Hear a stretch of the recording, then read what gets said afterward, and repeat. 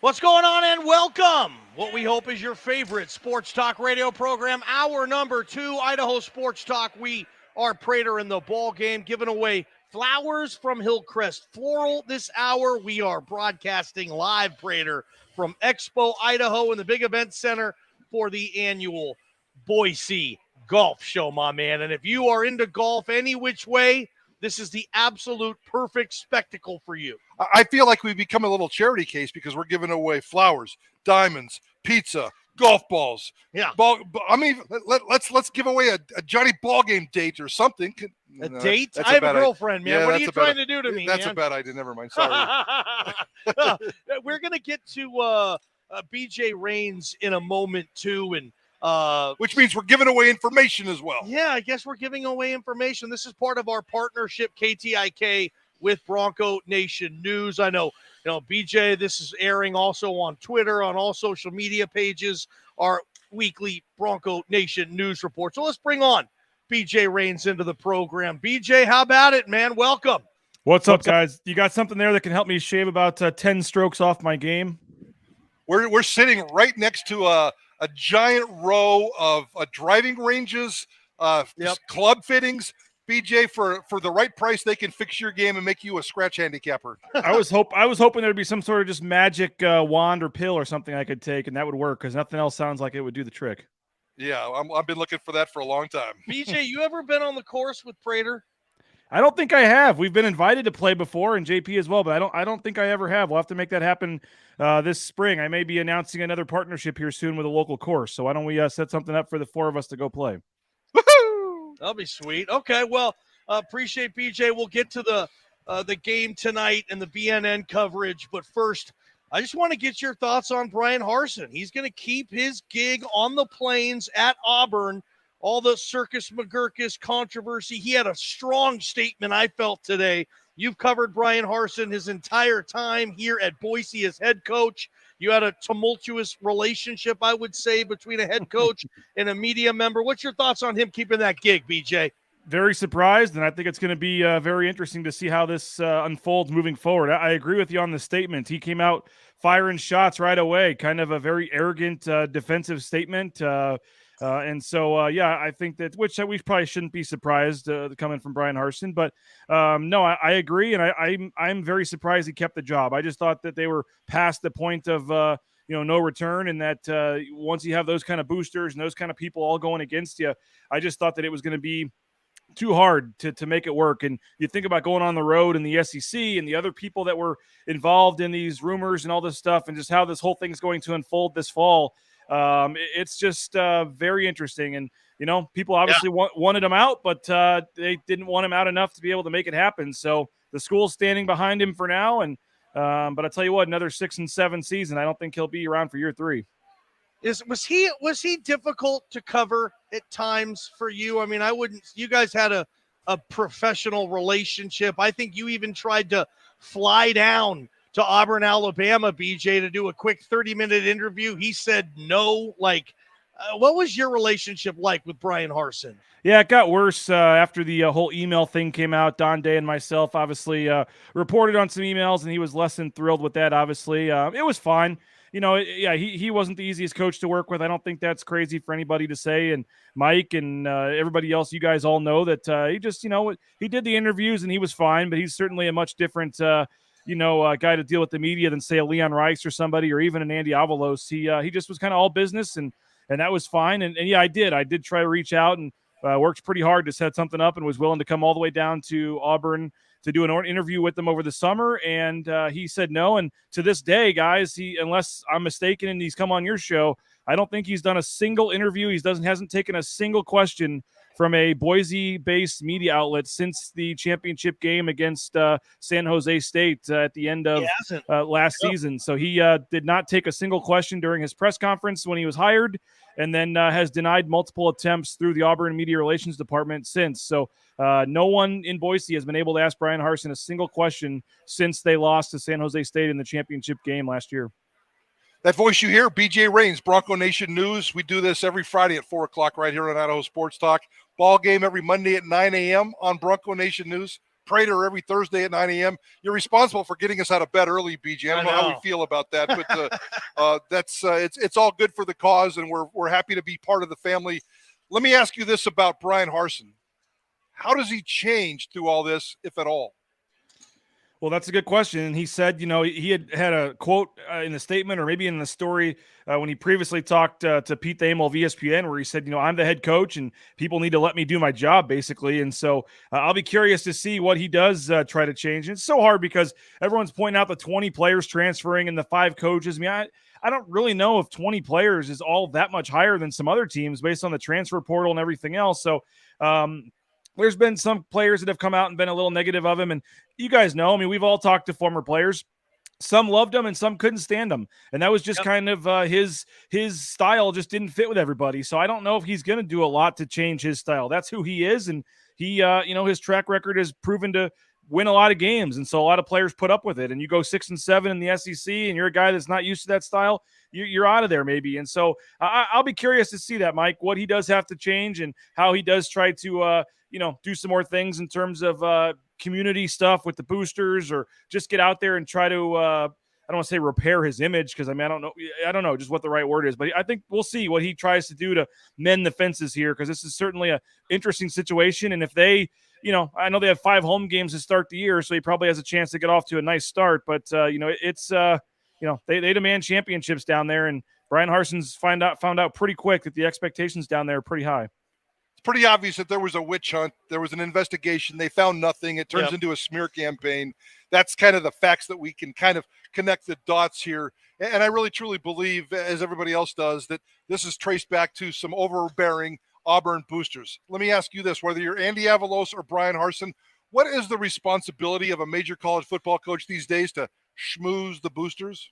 Oh, I've talked to a lot of coaches that don't realize just how much of your job that actually is. When you're the head coach, you're doing just as much of that kind of stuff as you are actually coaching. I mean, that's why a lot of coaches say they'd rather be the court. The guys that just like to actually coach don't like being a head coach, because you don't actually get to do much coaching. I mean, there's so much more in terms of being a CEO, of dealing with the academic side and the campus side and the media and the boosters.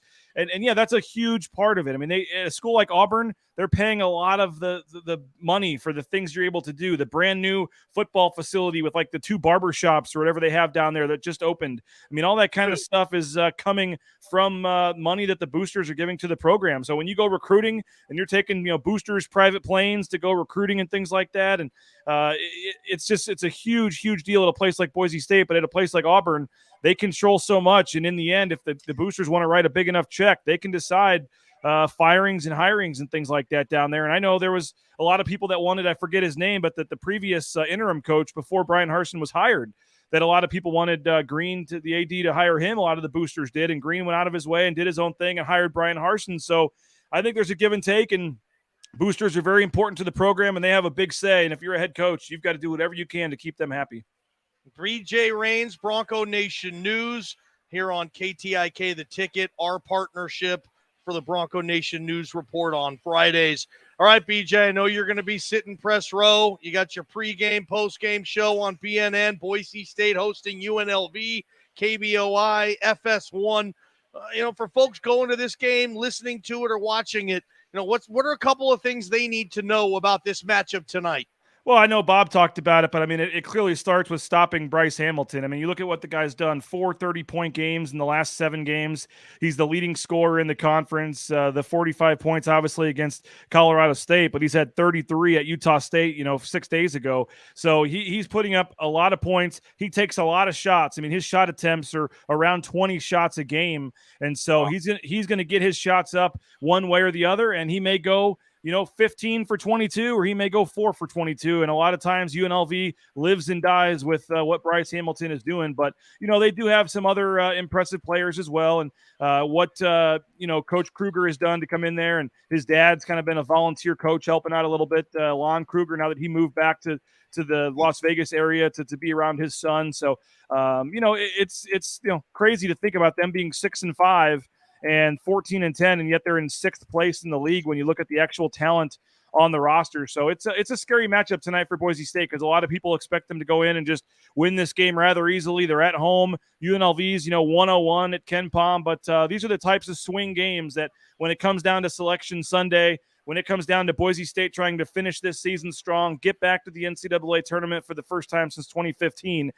A game like this game tonight is the one where you have to win it. You have to find a way and win a late night crazy game. And tonight you don't need style points. Win this one by 1 point if you have to. You just cannot afford a slip up because it would look like a bad loss when really a lot of people would tell you it wasn't. Boise State tonight against UNLV, 9 o'clock. Colorado State Sunday at 2 o'clock. Both at Extra Mile Arena, both with BJ Rains, and you can follow his coverage at Bronco Nation News. BJ, I know we have a lot of basketball left to be played, and I know it sounds ridiculous, but if they win tonight and if they win Sunday, despite what they do after that, I guess barring a crazy losing streak, they're in, right? 2 wins this weekend takes care of business for the NCAA tournament, right? Well, I mean, the one tonight you're kind of holding serve. You won't get a lot of credit for tonight's win, but it would hurt you more if you lost. So you need to just win and move on. But the game Sunday, yeah, you get another win, top 50 win against a Colorado State team would just be massive. And so, yeah, going 2-0 would be massive. The only other real game they cannot afford to lose is the Air Force game next Wednesday. And I can tell you from firsthand knowledge that's not a game they're looking forward to. They've traditionally played terrible down there. That was where Leon Rice got kicked out a couple years ago. They've lost a lot of games at Air Force they shouldn't have. And so that's a game I know that they're next week we can talk about they're really scared for, but just because of how bad it would be if they lost that game. But yeah, Sunday would be a huge game. And that would basically be it for these 3 games. And if you can go 3-0, if you can get past Air Force next Wednesday, add that into the weekend here, then yeah, I think you're pretty much, barring a 1-4 finish or something, I think they're for sure in. So this is a huge weekend for them. And then it goes right into next week. You have the Air Force game, and then next Saturday, 4 o'clock against Utah State at home, and then San Diego State at 7 o'clock the following Tuesday. So a lot of good opportunities for home games coming up, a lot of opportunities for wins. And yeah, I agree. This is a massive weekend. If you can get through this 2-0, you will be sitting pretty. And, guys, we're not just talking about making the tournament. I mean, you're starting to see the Joe Lenardis of the world. They're on the 8 seed right now. They're on the 9 seed. This is a situation where if they can finish, 7-1 here, you could be talking about a team that's like on the 5 or 6 line come tournament time. I mean, it's crazy to think about. It's crazy to think about, but their 5 quad 1 wins are already way, top 20 in the country. If you can pick up a couple more, finish the season strong, and maybe get to the finals of the conference tournament, you got 4, 5, 6, 7 seed. I think that this could be the, not only the the highest seed they've ever had moving into the tournament. All right, BJ, when you going on BNN, pregame, postgame, what's the deal? Yeah, appreciate it. Looking forward to it this evening live on all of our social media channels. We'll have the pregame show. We'll have the postgame show. So you can come on over, and our pregame show is usually before Bob and Abe start. So you can come over. Maybe I can convince Johnny to come on for a few minutes. Richie Schuler, who's doing the game for Fox Sports 1, will jump on for a couple minutes. We'll get you set, and then you can flip over and listen to Bob and Abe and their pregame show and their game coverage. And then same thing, usually by about the time they're off the air, we'll come on the air after the post-game show and have our own post-game show with Coach Rice and some players and highlights and all kinds of things. So just follow us on any of the Bronco Nation News social media channels, bronconationnews.com as well. BJ, you're the best. See you tonight. Sounds good. Thanks, guys. Absolutely. Prater, Hillcrest Floral. We've been pumping these guys up all week. Valentine's Day is Monday. Yeah. That Monday, the biggest hangover day of the year, the Monday after the Super Bowl. But Prater, we got their back. Oh, ball game. I can't even go better than that. You guys have 45 minutes to save your relationship. Uh-oh. You literally have 45 minutes to save your relationship. I don't know what time Hillcrest Floral closes, but it's 4:15 right now. I'm going to go ahead and assume it's 5. Don't do it Monday morning because they'll laugh at you, just like Johnny Ballgame is laughing at me right now.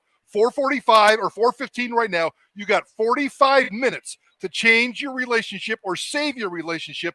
Chocolates, flowers, stuffed animals, gift cards, anything you could possibly want. Just get something. Make the phone call. You got 45 minutes or she's going to dump your ass on Monday. Nice endorsement, Prater.